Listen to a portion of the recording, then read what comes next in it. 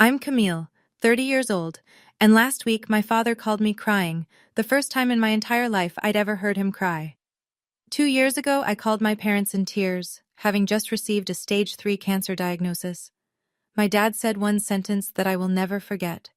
6 months of chemotherapy, 36 trips to the hospital, not a single visit from my family. They were too busy planning my brother's wedding. Now my father needs me. And my answer was exactly 4 words. Before I continue, if you end up liking this story, please take a moment to like and subscribe, but only if you genuinely connect with it. Drop a comment letting me know where you're watching from and what time it is there. Now, let me take you back 2 years, to the day I got the call from my doctor. I was a senior graphic designer at a mid-sized agency in Boston, the kind of place with exposed brick walls, too many succulents, and the espresso machine that cost more than my first car. I loved my job. I was good at it. I'd clawed my way up from intern to senior designer in 5 years, no help from anyone.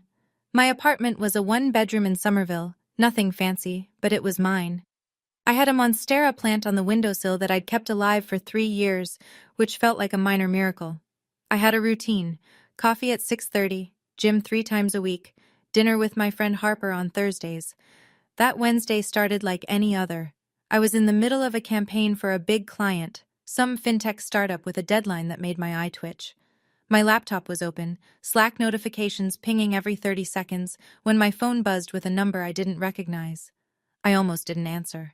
I was in the zone, the creative flow. But something made me pick up. "Ms. Atwood? This is Dr. Patterson's office. We have your biopsy results." I remember the exact temperature of my coffee. Lukewarm, because I'd forgotten about it for an hour. I remember the way the afternoon light hit the glass partition of the conference room. I remember thinking, biopsy results shouldn't come with this tone of voice. "The results are back," the nurse continued. "Dr. Patterson would like you to come in tomorrow morning. Can you be here at 8 a.m.? My Starbucks cup sat untouched for the rest of the day. I didn't taste anything at dinner that night. I just kept thinking, they don't call you in for good news. The next morning, Dr. Patterson didn't waste time. "Stage 3 breast cancer," she said, her voice gentle but clinical. "The tumor is aggressive. We need to start treatment immediately." I sat in that sterile office with its framed diplomas and artificial peace lily, and I felt my body leave the chair. Like I was watching myself from somewhere near the ceiling. A woman in her 20s, still wearing the blazer she'd put on for work, hearing words that belonged in someone else's life. "Ms. Atwood? Camille?" I blinked. "Sorry, Yes, I'm here." "Do you have someone who can drive you home?" I thought about calling Harper, but it was barely 9 a.m. and she had a shift at the hospital. My coworkers were acquaintances, not friends.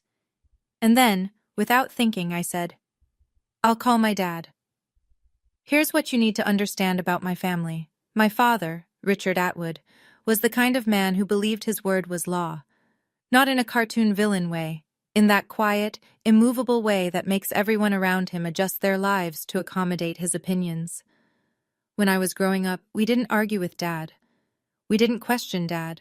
We just did what Dad said. And despite everything, despite the years of feeling second best, I still reached for him in that moment. Because that's what daughters do, isn't it? When the world falls apart, you call your father. I walked out of the oncologist's office, found a bench in the hallway, and pulled out my phone. My hands were shaking so badly it took 3 tries to tap his contact. The phone rang twice before he picked up. "Camille? What is it? I'm in the middle of something." I should back up. Let me explain the Atwood family hierarchy. My brother Derek is 2 years younger than me, but you'd never know it by the way our parents treated us. Derek was the son. I was background radiation. Derek got a full ride to Boston College, not because he earned a scholarship, but because Dad wrote the check without blinking. I got told that girls don't need expensive degrees, and took out $87,000 in student loans for a state school. When Derek got his first job, Dad threw a party. When I got promoted to senior designer, Mom texted me a thumbs-up emoji. Derek had just gotten engaged to Megan, a perfectly pleasant woman with perfectly highlighted hair and a perfectly boring job in HR. The wedding was set for October, 4 months away, and it had consumed my family like a black hole consuming light. Every conversation was about the wedding. Every family dinner was wedding planning. My mother had a Pinterest board with 847 pins. "Dad," I said into the phone, my voice cracking, "I just came from the doctor. I have cancer. Stage 3. Silence. I waited. I could hear him breathing. Somewhere in the background, I heard my mother's voice asking who was calling. "Dad, did you hear me?" More silence. Then, "I need to tell you something," he finally said. "About that doctor's appointment. We're going to need to talk about this later." But he didn't say later. He said something else. Around that time, I started keeping screenshots of our text conversations. I told myself it was just to remember things. Chemo brain is real, and I was terrified of forgetting important details. But maybe part of me already knew I'd need proof someday. "Dad, I have cancer," I repeated, slower this time, like maybe he hadn't understood. "The doctor says it's stage 3. I need to start chemotherapy right away. I'm really scared."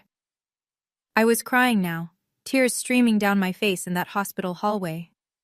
A nurse walked by and gave me a pitying look.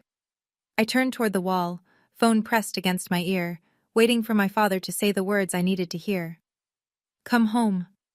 We'll figure this out together. You're not alone." Instead, I got silence. 5 seconds, 10. Then, "Camille, listen. Your mother and we can't deal with this right now." I stopped breathing. "Your brother is planning his wedding, do you understand? The wedding is in 4 months and there's so much to do. We can't take this on right now. Dad, you're a strong girl. You've always been independent. You'll figure it out." His voice hardened, the way it always did when he wanted to end a conversation. "I have to go. Derek and Megan are coming over to finalize the venue deposit." The line went dead. I sat on that bench for 45 minutes. People walked past. Doctors, nurses, patients, families. Nobody stopped. I was just another person in a hallway, having the kind of day that splits your life into before and after.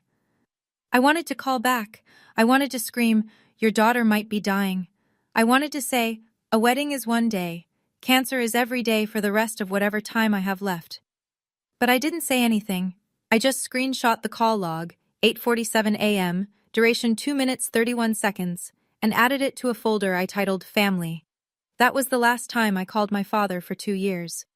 The first day of chemotherapy, I drove myself to the hospital.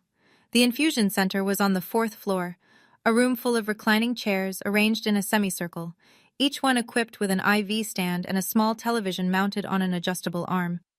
It looked like a spa designed by someone who'd only read about spas in medical journals. I checked in, signed forms, and was assigned to chair 7. The nurse, a kind woman named Rita with reading glasses on a beaded chain, accessed my port and started the drip. "First time?" she asked. I nodded. "It's okay to be nervous, honey. Most people bring someone with them." I looked around the room. She was right. Chair 3 had a woman whose husband held her hand the entire session, whispering things that made her smile even as poison dripped into her veins. Chair 5 had a teenager whose mother sat beside him, reading aloud from Harry Potter. Chair 9 had an elderly man whose daughter had brought homemade soup in a thermos. Chair 7 had me. Just me. I texted my mother, "Starting chemo today, I'm scared."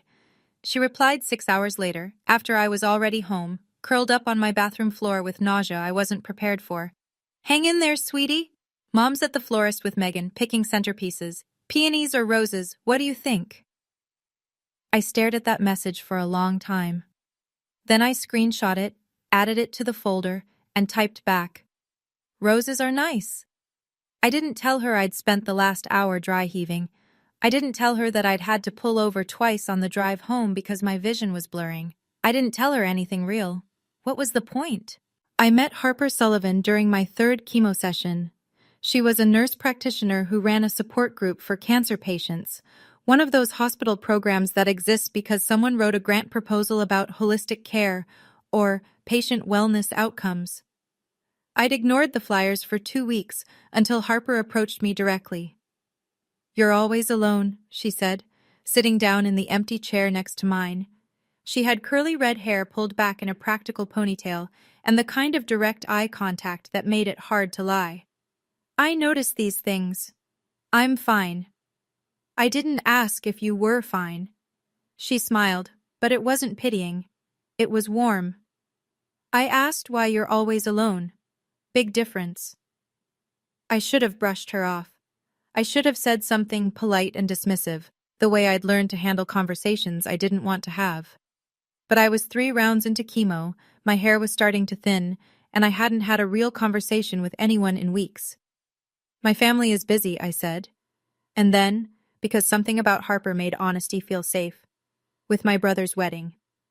Her expression didn't change, but I saw something flicker in her eyes, recognition maybe, or anger on my behalf. When's the wedding? October. And when's your last chemo session scheduled? November. She nodded slowly. You know, we keep visitor logs at this hospital. Every patient, every visit, who came to see them and when. It's mostly for security, but some people request copies later, for their records, for their memories. I didn't understand why she was telling me this, not then, but I filed it away, and 3 days later, I requested my first copy. Derek's wedding was scheduled for October 15th. I was between chemo cycles, the brief window where I felt almost human, where the nausea had faded but the exhaustion hadn't fully set in. I wasn't planning to go. I hadn't been asked to be in the wedding party, not even as a reader or a candlelighter. But I thought maybe I'd show up, sit in the back, see my family. Then my father called, one of his rare calls. Camille, about the wedding, he started. Your mother and I have been talking. Hope flickered in my chest. Stupid, stubborn hope.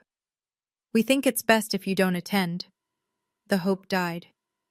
You understand, he continued, as if he were explaining something obvious to a child. You look unwell. You've lost weight. Your hair. He cleared his throat. It's Derek's special day. We don't want anything to overshadow it. Anything meaning me. Overshadow meaning remind everyone that his daughter was fighting for her life while they celebrated centerpieces and seating charts. I understand, I said, and I did. I understood exactly what kind of family I had. The wedding happened without me.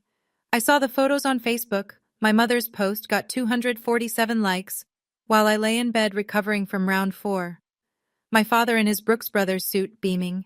My mother in champagne silk, dabbing her eyes. Derek and Megan, golden and glowing, surrounded by 150 guests who had no idea the groom's sister existed. The caption read, "The happiest day of our family's life." I screenshot it, added it to the folder. Then I closed Facebook and didn't open it again for 6 months.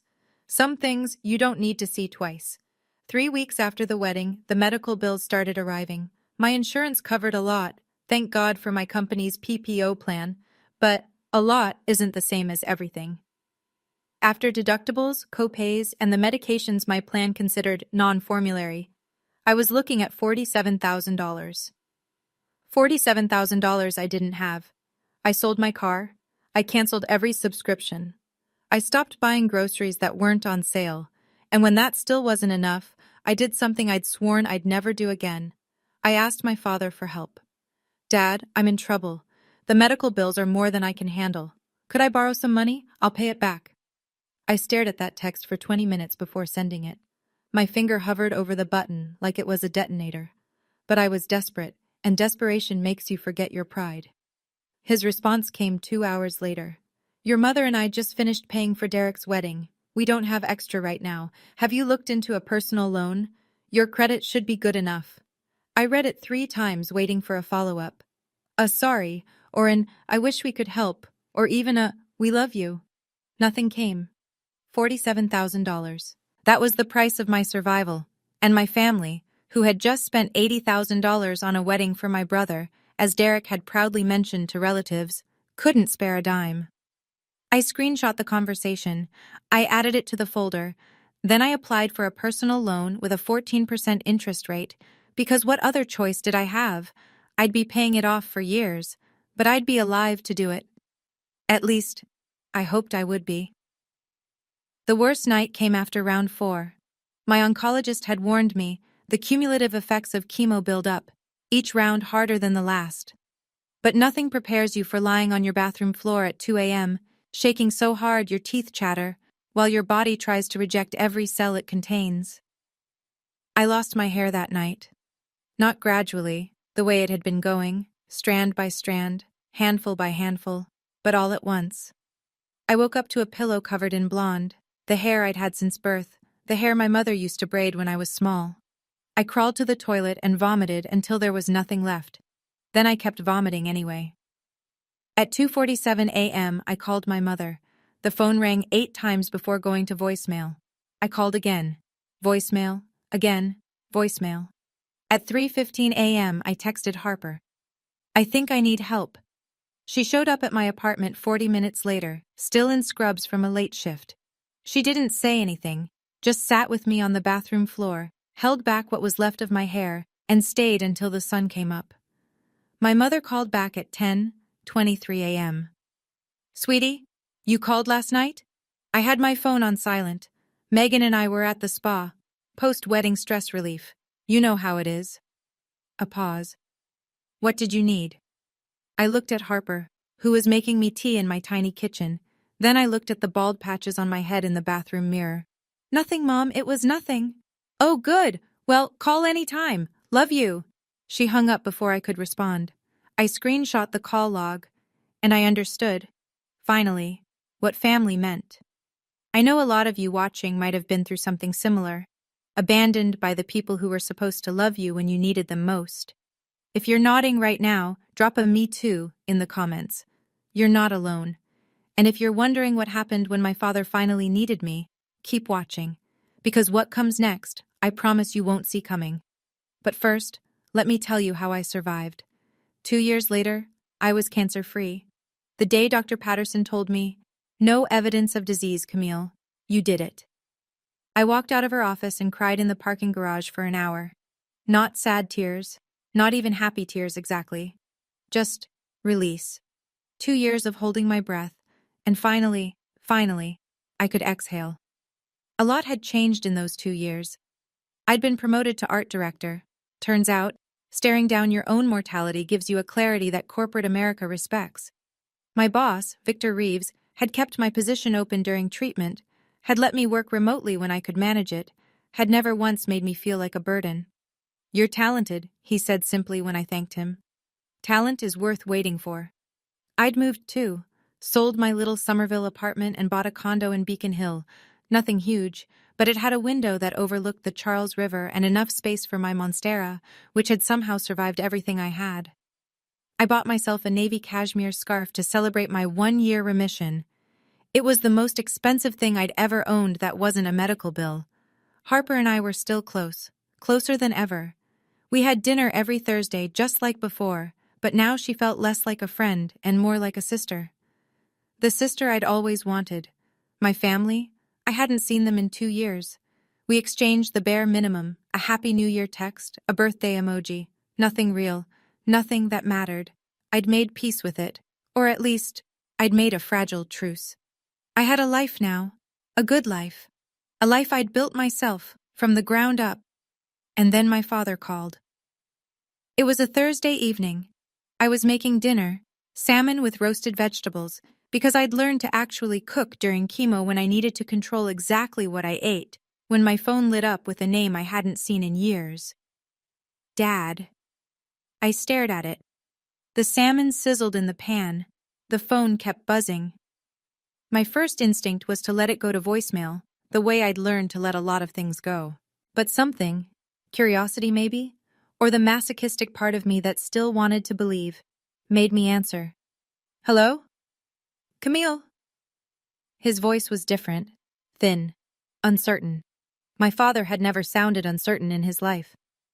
"I need to see you. Not how are you. Not it's been too long. Not I'm sorry I abandoned you when you had cancer. Just I need." "What's going on, Dad?" A long pause. In the background, I heard my mother's voice, muffled, asking something I couldn't make out. "I've been diagnosed with something." Another pause. "Parkinson's disease. Early stage, they say, but..." He trailed off. I stood in my kitchen, phone pressed to my ear, waiting for him to continue. The salmon was starting to burn. I didn't move. I need my family around me right now, he finally said. There's a dinner Sunday at the house. Your mother, Derek, and Megan. I want you there. We need to discuss the future. The future. As if I hadn't spent 2 years building a future without him. Okay, I heard myself say. I'll be there. After I hung up, I realized something.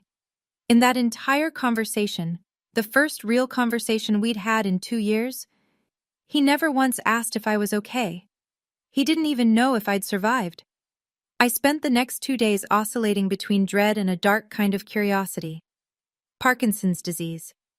I looked it up because that's what I do now. I research. Early-stage Parkinson's isn't a death sentence.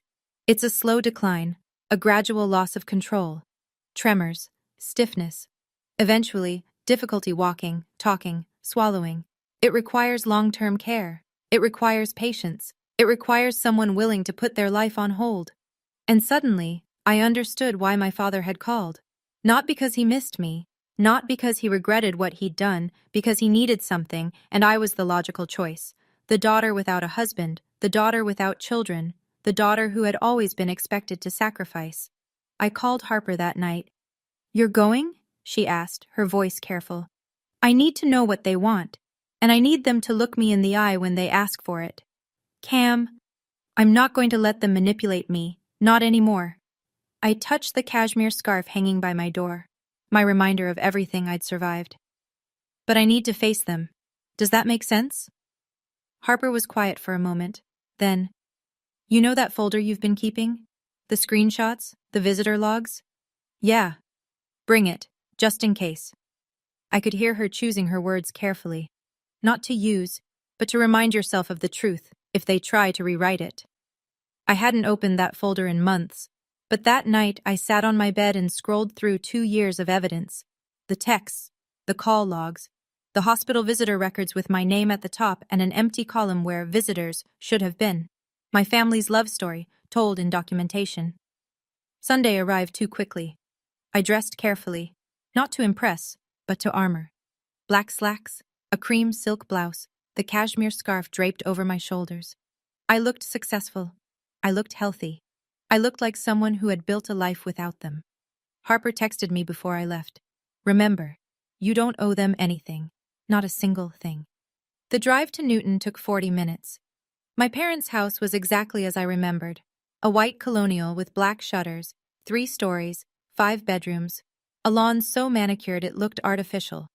The house I'd grown up in but never belonged to. The house where I'd learned that love came with conditions. I sat in my car for 5 minutes, watching the warm light spill from the dining room windows. I could see figures moving inside. My mother, probably, setting the table with the good china, the Waterford crystal, the sterling flatware, all the props of a family that looked perfect from the outside. My phone buzzed. Harper again. You've got this. You survived cancer. You can survive dinner. She was right. I'd faced down death. What was a family meal compared to that? I grabbed my purse, inside it my phone with the folder that contained everything, and walked up the brick pathway to the front door. The doorbell chimed the same 3 notes. It had my whole life. My mother answered, her face arranged in an expression I couldn't quite read. Joy? Relief? Guilt? Camille. She pulled me into a hug before I could react. She smelled like Chanel No. 5, the same perfume she'd worn to my high school graduation, to Derek's wedding, to every important moment that didn't include me. You look wonderful. Come in, come in. I stepped inside and braced myself. The dining room hadn't changed in 2 years, or maybe 20. The mahogany table that sat 12, even when there were only 5 of us. The crystal chandelier that my grandmother had brought over from Ireland, or so the story went. The family photos on the wall, arranged chronologically, stopping abruptly around my 18th birthday. I noticed that detail for the first time. The photo timeline. There was Derek's college graduation, Derek's engagement party, Derek's wedding. But me? I was frozen at 18, awkward in a prom dress, smiling at a camera that didn't care. Camille! Derek stood from his seat, ever the golden boy, approaching me with arms spread wide. Behind him, Megan remained seated, one hand resting on her belly. 5 months pregnant, I'd heard through the grapevine. The next generation of Atwood favoritism already in development. Derek. I accepted his hug stiffly. He felt bulkier than I remembered, the softness of a man who didn't have to fight for anything. You look great, really great. His eyes flicked to my hair, grown back finally, though shorter than before. He had the decency not to mention it. And then I saw my father. He sat at the head of the table where he'd always sat, but something was different. He looked smaller, older. His left hand trembled slightly against the white tablecloth, a tremor he was trying to hide but couldn't. His eyes, when they met mine, held something I'd never seen before. Fear. Sit down, Camille. His voice was still commanding, but frayed at the edges. We have a lot to discuss. I took the seat across from Derek, my back straight, my purse beside me on the floor. Inside it, my phone waited. The trap was set. I just wasn't sure yet who it was set for. My mother served dinner, rack of lamb, roasted potatoes, green beans almondine, the same meal she made for every important family gathering. We ate in near silence, the scrape of silverware against china filling the void where conversation should have been. When the plates were cleared, my father stood, or tried to. His legs seemed to resist him, and he gripped the table edge for support before finding his footing. I'll get right to it, he said, his voice carrying the authority of a man who had spent 62 years never being questioned. You all know about my diagnosis, Parkinson's, early stage, but it's going to progress. The doctors say I'll need assistance, long term. He let that hang in the air. My mother looked at her hands. Derek shifted in his seat. Megan rubbed her belly. We've discussed it as a family. When, I thought, when was this discussed without me? And we believe the best arrangement is for someone to move back home, to help with my care. His eyes landed on me. Camille, you're the obvious choice. I felt the word obvious like a slap. Not best, not preferred, obvious. The leftover child, the one without a husband, without children, without anything important enough to prevent her from being useful. You work from home mostly, don't you? He continued. You don't have a family of your own? I've already had your old room prepared. It's time you came back and contributed to this family. Contributed. As if I'd been lounging around doing nothing while they ignored my cancer. As if the only thing I had to offer was servitude. Derek nodded, not meeting my eyes. It makes sense, Cam.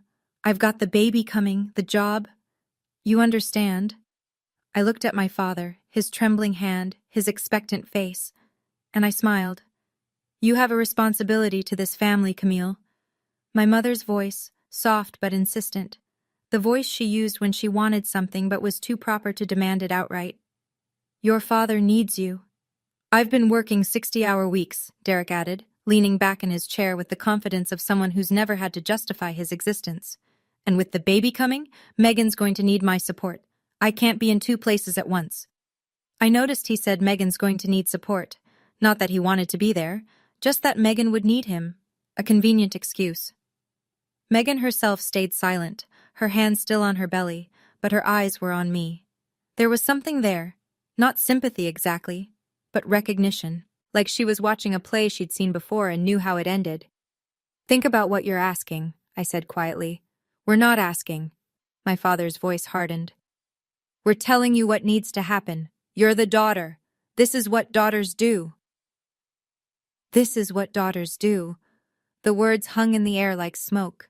I felt my pulse quicken, felt the old familiar pressure to comply, to accommodate, to make myself small so everyone else could be comfortable. But that Camille was dead. She had died on a bathroom floor 2 years ago, alone, with a phone full of ignored messages and a family that couldn't be bothered to show up. Before I answer, I said, my voice steady despite the pounding in my chest, I want to ask you something, Dad. He looked surprised. People didn't ask Richard Atwood questions, they just answered his. When was the last time you asked how I was doing? Silence. When was the last time, I continued, you asked if I was even still alive? The silence stretched. My mother's smile had frozen. Derek was suddenly very interested in his water glass. Even Megan leaned back slightly, as if distancing herself from whatever was about to happen. "What are you talking about?" my father asked, but his voice had lost some of its edge. "I'm asking a simple question. You say I have a responsibility to this family. But when I was sick, really sick, fighting for my life sick, where was this family?" "Camille, that's not," my mother started. "No, I want an answer." I kept my voice calm. I'd spent 2 years learning how to stay calm when everything inside me was screaming. "Dad, do you even know if I'm still in remission? Do you know what my last scan showed? Do you know anything about my health at all?" Another silence. This one sharper. "You're sitting here," I continued, "looking perfectly healthy to me. Am I wrong?" My father's face shifted. Confusion first, then the beginning of something darker. "What do you mean, perfectly healthy? You said you had cancer, Dad.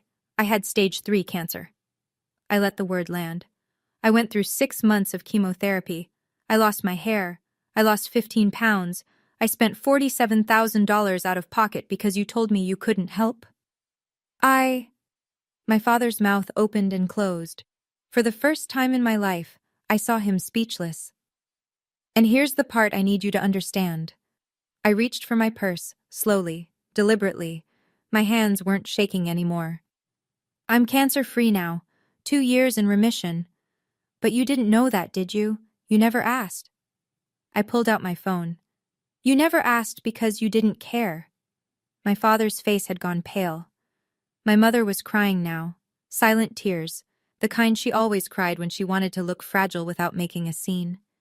"That's not fair," she whispered. "We were dealing with the wedding and—" "The wedding?" I nodded slowly.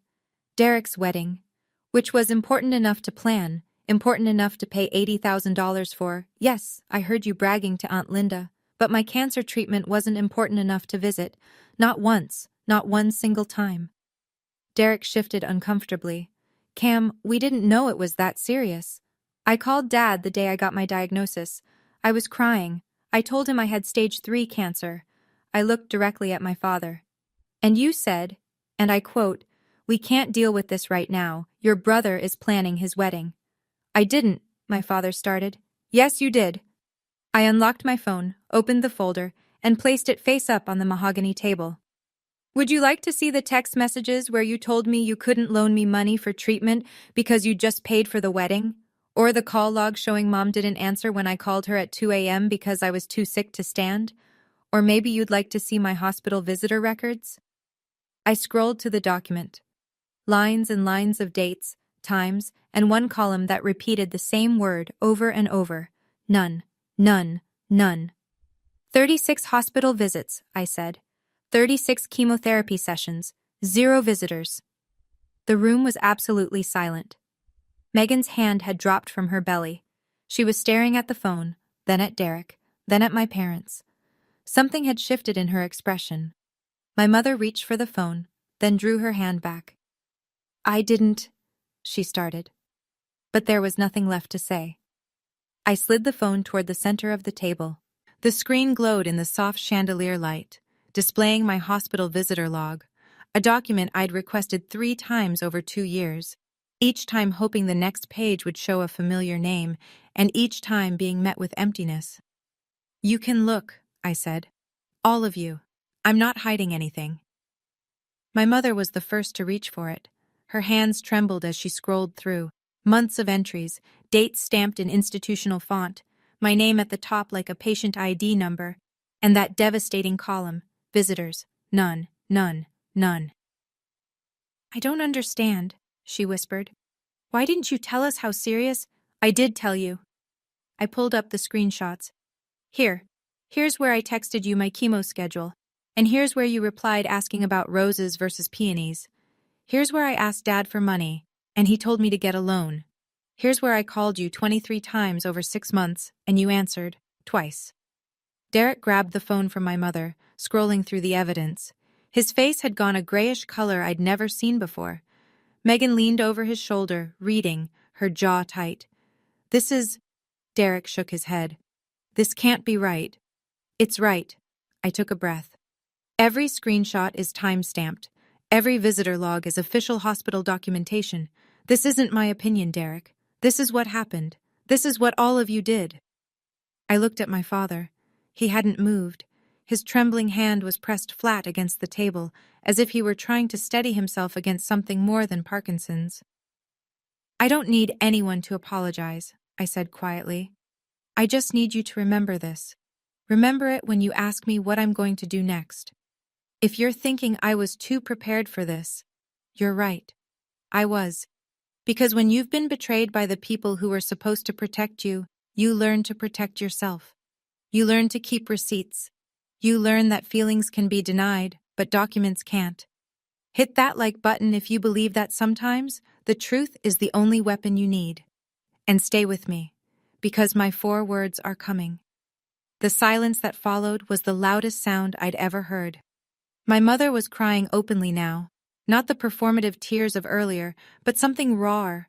Her mascara was running, leaving dark tracks down her cheeks. I didn't know, she kept saying. Camille, I didn't know. You knew, Mom. You just chose not to see. Derek was still holding my phone, scrolling back through the screenshots like he was looking for something that would prove them all innocent. He wouldn't find it. My father finally spoke. This is the past. His voice was rough, the authority cracked. What's done is done. What matters now is the present. I'm sick, Camille. I need help. We need to move forward. I almost laughed. Almost. Forward, I repeated. You want to move forward. Yes. Whatever happened then? He waved his trembling hand dismissively, as if my cancer were a minor scheduling conflict. We need to focus on what's happening now. I need a caregiver. You're my daughter. Megan cleared her throat. It was the first sound she'd made in 20 minutes. Richard, she said, her voice carefully neutral, did you know about any of this? The hospital visits? The money she asked for? My father didn't answer. He knew. The words came from Derek, quiet and horrified. He was looking at a screenshot, the one where my father had told me to get a loan. Dad, you knew. It was complicated. My father's composure finally broke. The wedding, the timing, there were considerations. Considerations. I stood up, slowly, smoothing down my blouse. There were considerations. I picked up my phone and slipped it back into my purse. My mother reached for my hand. Please, Camille, don't do this. We're family. And there it was. The magic word, family. Family, I said, letting the word hang between us. Let me tell you what family means, Mom. I didn't raise my voice. I didn't need to. Family means showing up. Family means answering the phone at 2 a.m. when someone you love is sick and scared. Family means offering to help with medical bills instead of throwing $80,000 at a party. Family means, at minimum, visiting your daughter in the hospital. Once. Just once. My mother's face crumpled. Derek had the decency to look at the floor. I spent 6 months fighting for my life, I continued. 6 months of poison dripping into my veins. 6 months of vomiting and hair loss and terror. And where was my family? I looked at each of them in turn. Planning seating charts, tasting wedding cakes, picking out flowers. Camille, my father tried. No. The word came out sharp enough to cut. You don't get to Camille me anymore. I am not your backup plan. I am not the consolation prize. I am not the daughter you call when you need something and ignore when you don't. I grabbed my purse, my scarf, my dignity. You have a son, I said to my father. A son you paid $80,000 for his wedding. A son you've never asked to sacrifice anything. Why don't you ask him to be your caregiver? Derek's head snapped up. I can't. I have responsibilities. So did I. I met his eyes. I had a job. I had a life. I had cancer. And I handled all of it alone because you were all too busy. I started toward the door, my heels clicking against the hardwood floors. Behind me, I heard my father's voice, broken in a way I'd never heard it before. Camille, please, I'm begging you. I stopped, turned. My father was crying. I'd never seen him cry before. Not when his mother died. Not when Derek broke his collarbone falling off a bike. Not once in 30 years. But now, Tears were streaming down his face, his trembling hand wiping at them ineffectually.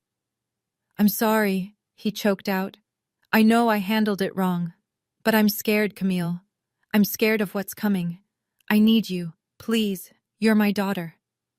For a moment, one brief, treacherous moment, I felt the old pull, the desperate need to be loved, to be wanted, to be enough. The little girl inside me who had spent her whole life trying to earn her father's approval. But that little girl had grown up. She had survived cancer alone. She had rebuilt her life from nothing. She didn't need Richard Atwood's approval anymore. "Dad," I said, my voice steady and clear, "I hear you, and I understand that you're scared. But there's something I need you to hear." I took one step closer, close enough that he could see my face clearly, close enough that there would be no misunderstanding. 2 years ago, I called you crying. I told you I had cancer. I told you I was terrified. And you know what you said to me? He didn't answer. He didn't need to. You said, "We can't deal with this right now." I let the words settle over the room like snow. "So here's my answer, Dad." I smiled. Not bitter, not angry, just peaceful. "I can't deal with this right now." 4 words, the exact same words he'd said to me. My mother gasped. Derek's jaw dropped. My father stared at me, tears still falling, as the full weight of what I'd said hit him. I turned and walked out the door. I didn't run. I walked. Past the family photos that didn't include me. Past the crystal chandelier and the mahogany furniture and all the expensive props of a family that looked perfect from the outside. Past my mother, who reached for me and then dropped her hand when I didn't slow down. "Camille!" Derek called from behind me. "Camille! Wait!" I didn't wait. I opened the front door, stepped onto the brick pathway, and kept walking. The cool evening air hit my face like relief. My car was where I'd left it, still parked in the driveway, waiting. Behind me, I heard the door open again, footsteps on the pathway. My mother's voice, high and desperate. "Please don't do this. We're your family. We love you." I stopped at my car door and turned. "Mom," I said gently, "family doesn't leave you alone to die. And love isn't something you only offer when you need something in return." Her face crumpled. For a moment I felt something. Not guilt exactly, but a kind of grief. For the mother she could have been. For the relationship we might have had if things were different. "Goodbye, Mom." I got in my car, started the engine, adjusted my mirrors. In the rear view I could see them. My mother standing on the pathway crying. My father in the doorway supported by Derek. Megan behind them all, her hand on her belly, watching me go with an expression I couldn't read. I pulled out of the driveway, onto the tree-lined street, and I didn't look back. Not once. The cashmere scarf was soft against my neck. The road ahead was clear. And for the first time in 30 years, I felt like I could breathe. I was finally free. 1 week later, my mother called. I answered, not because I owed her anything, but because I was curious. And maybe, just maybe, because some habits die harder than others. "Camille," her voice was tired, older than I remembered. "I wanted you to know what's happening here." "Okay." "Derek has had to take a leave of absence from work." She paused. "Your father. His condition is progressing faster than they thought. He needs daily assistance now. Meals, medication reminders, help getting dressed." I listened without commenting. "Derek is doing it. He didn't have a choice. With Megan pregnant, they couldn't afford a full-time caregiver, and your father refused to consider a nursing home." Another pause. "Derek missed an important project. His supervisor wasn't happy. There's talk that he might be passed over for the promotion he was expecting." I thought about Derek, golden boy Derek, who had never been asked to sacrifice anything. Derek, who had an $80,000 wedding paid for while I took out loans for chemo. Derek, who had sat at that table and nodded along when our father demanded I give up my life. "I'm sorry to hear that," I said. And I meant it. Not for Derek, but for the situation. For the inevitable collision between expectation and reality. Megan is stressed, my mother continued. She didn't sign up for this. They're fighting constantly. She says. She stopped herself. She says what? A long sigh. She says she's starting to understand why you left. I let that sit for a moment. Megan, the quiet observer who had watched everything from the sidelines, was starting to see. Thanks for telling me, Mom. Will you come back? To help? No, I said, but I hope Derek figures it out. I hung up. 3 weeks after the dinner, I received a text from my mother. Just one message, but it was different from anything she'd sent before. Camille, I've been thinking a lot. I owe you an apology. A real one, not an excuse. I should have protected you when you were sick. I should have stood up to your father. I should have been there. I wasn't, and I have to live with that. I'm not asking you to forgive me. I'm not asking for anything. I just needed you to know that I see it now. I see what we did. And I'm sorry. I read it 3 times. This was new. My mother had never taken individual responsibility for anything in her life. She existed in the passive voice. Things happened, situations developed, mistakes were made. But here she was, saying, I should have. I wasn't. I'm sorry. I didn't respond right away. I sat with it for 2 days, turning it over in my mind like a stone in my hand.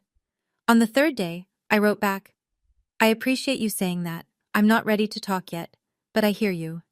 Her response came almost immediately. That's okay. Whenever you're ready, or never. Whatever you need. Whatever you need. 4 words. Completely different from the 4 words I'd been given 2 years ago. I showed the messages to Harper over dinner that Thursday. She read them carefully, then looked up at me. How do you feel? I don't know, I admitted. Maybe a little hopeful, but cautious, very cautious. That's healthy. She reached across the table and squeezed my hand. You don't owe her forgiveness, Cam, but you're allowed to accept an apology too.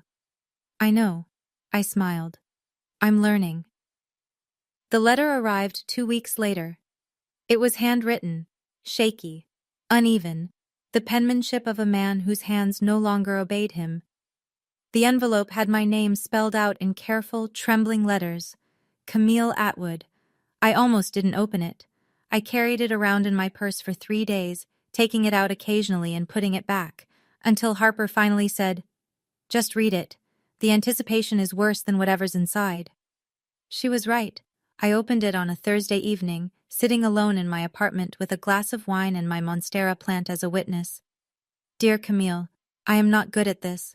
At apologizing, at admitting when I was wrong. Your mother says it's pride. Maybe she's right. I failed you. Not because I didn't know better, but because I made a choice, your brother's happiness over your survival. And I will have to carry that for the rest of my life. I am not asking you to come back. I am not asking you to forgive me. I know I don't deserve either. I only wanted you to know that I see it now. I see what I did. I see the daughter I pushed away, and I see the woman she became without me. You are stronger than I ever was. I lost you, not because of Parkinson's, but because I wasn't the father you needed. I'm sorry. Those words are not enough, but they are all I have. Your father, if you still allow me that title, Richard. The handwriting wobbled across the page, each letter a small battle against the tremors that would eventually take everything from him.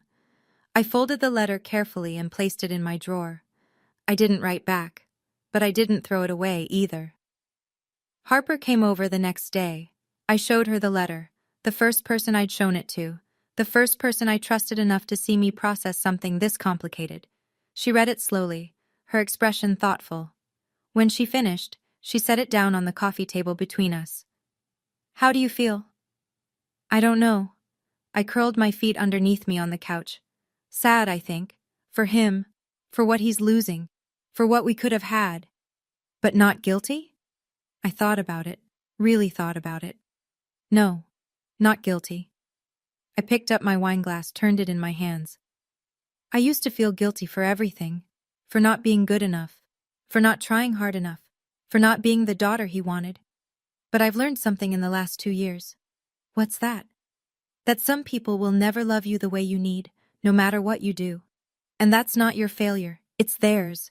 You can't pour yourself empty trying to fill a cup with a hole in the bottom. Harper smiled, her eyes bright. That's pretty wise. I learned it the hard way. I took a sip of wine. I'm not going to rush forgiveness. Maybe I'll get there someday. Maybe I won't.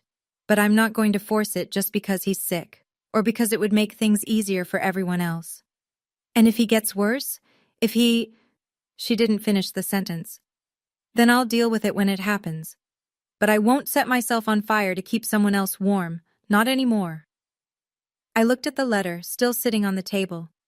That's my boundary, and I'm allowed to have it. Yes, Harper agreed. You absolutely are. 6 months later, I was still cancer-free.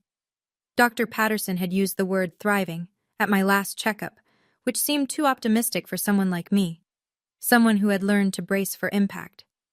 But maybe she was right. Maybe I was thriving. I'd been promoted again. Creative director now, with an office that had a window overlooking the Boston skyline. My Monstera plant had made the journey with me, thriving in the better light.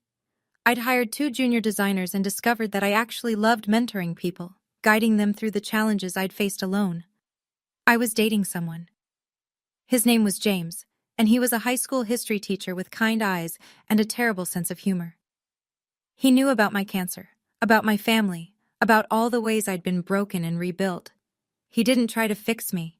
He just showed up, consistently, the way people who love you are supposed to. Harper and I still had dinner every Thursday. She'd started dating someone too, a surgeon from her hospital, a woman named Elena who laughed at all of Harper's bad jokes. We were building a life, all of us, together. The family we chose. My mother texted me every few weeks. Short messages, mostly. Thinking of you. Hope you're well. I responded sometimes. Not always. We weren't close, and maybe we never would be. But we were something. A work in progress. My father's Parkinson's had progressed. He'd finally agreed to a part-time caregiver, paid for out of the retirement fund he'd been hoarding. Derek visited twice a week now. Duty, I assumed, not love. But maybe that's all some families have. I hadn't seen them since that dinner. I wasn't sure I ever would again, and I was okay with that. If you're watching this, if you've made it this far, I want to talk to you directly. Maybe you're in the position I was 2 years ago. Maybe you're lying in a hospital bed, or sitting in a waiting room, or crying in a stairwell because the people who were supposed to love you have made it very clear that you're not their priority. Maybe you're wondering if it's your fault. If you were different, better, easier, less needy, they would show up for you. I spent 28 years believing that. And then I got cancer and I learned the truth. Some people will not show up no matter what you do. You could be dying, literally dying, and they would still find something more important.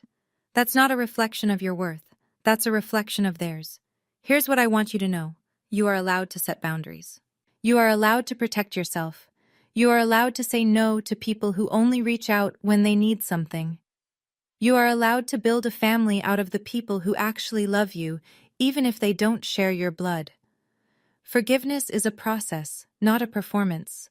You don't have to forgive on anyone's timeline but your own. And if you never forgive, that's your right too. Nobody gets to tell you how to heal. Those 4 words I said to my father, I can't deal with this right now. They weren't revenge. They were a mirror. I held up his own words and let him see what they felt like. Sometimes that's the most powerful thing you can do. Tell the truth. And sometimes the truth sets you free. I'm sitting in a coffee shop as I finish this story. My favorite spot, the one with the good lattes and the big windows overlooking the street. It's a Thursday afternoon. Harper will be here in an hour for our weekly dinner. My phone is in my pocket. Inside it, there's still a folder called Family. All those screenshots and visitor logs and evidence of the worst time in my life. I don't look at it much anymore, but I keep it, just in case. Outside, the city is moving. People walking, cars honking, life happening. I'm part of it now, not watching from a hospital bed or hiding in a bathroom, but really living. 4 words changed everything, not because they were clever or cruel or even satisfying, but because they were true. I'm Camille, 30 years old, cancer survivor, And I've learned something that took me way too long to understand. Family isn't blood. Family is who shows up when you need them most. And sometimes, the most loving thing you can do for yourself is walk away from people who never loved you back. Thanks for listening. Take care of yourself. Really, I mean it. If this story resonated with you, here are the lessons I carry with me every day. 1. You don't owe anyone your sacrifice if they weren't there when you needed them. 2. Keeping records isn't about revenge. It's about protecting your own truth when others try to rewrite it. 3. Boundaries aren't selfish. They're self-respect. If you're still here, thank you. That means more than you know. Hit subscribe if you want to hear more stories like this one. Drop a comment and tell me, have you ever had to set a boundary with family? What happened? And if you want more, check the description. There's another story waiting for you there. Until next time, take care of yourself.